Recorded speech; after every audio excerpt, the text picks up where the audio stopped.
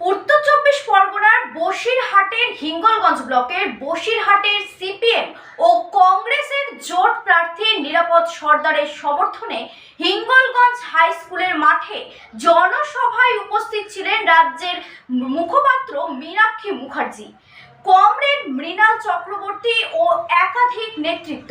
আমরা দেখে নেব মীনাক্ষী মুখার্জি কি বললেন। একজন বিএলও তিনি সরকারি বুথ স্লিপ দিচ্ছেন।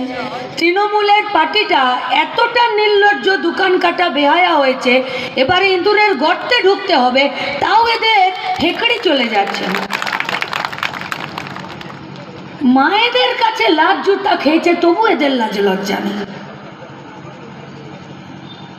এরা ওই মহিলা ভোটকর্মী বিএলওর হাত থেকে বুথ স্লিপ কেড়েছে, বিডিওকে অ্যাপ্লিকেশন করতে হয়েছে, তারপরে পুলিশ এসছে, তারপরে সরকারি কাজ তাকে করতে দিতে হচ্ছে।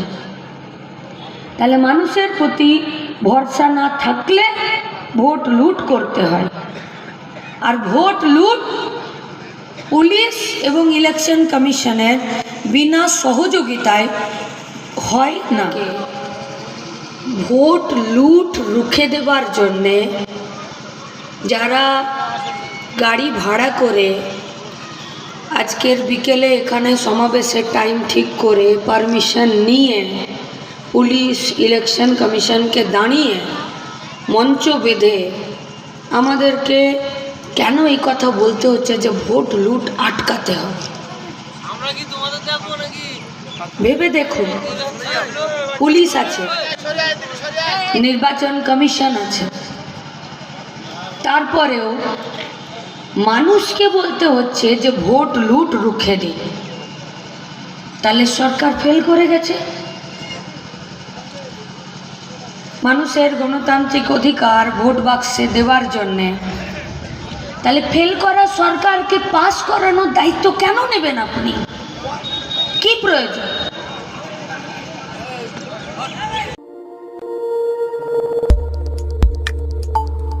দেখতে থাকুন নিউজ প্রাইম টাইমস, আপনাদের সাথে, আপনাদের পাশে।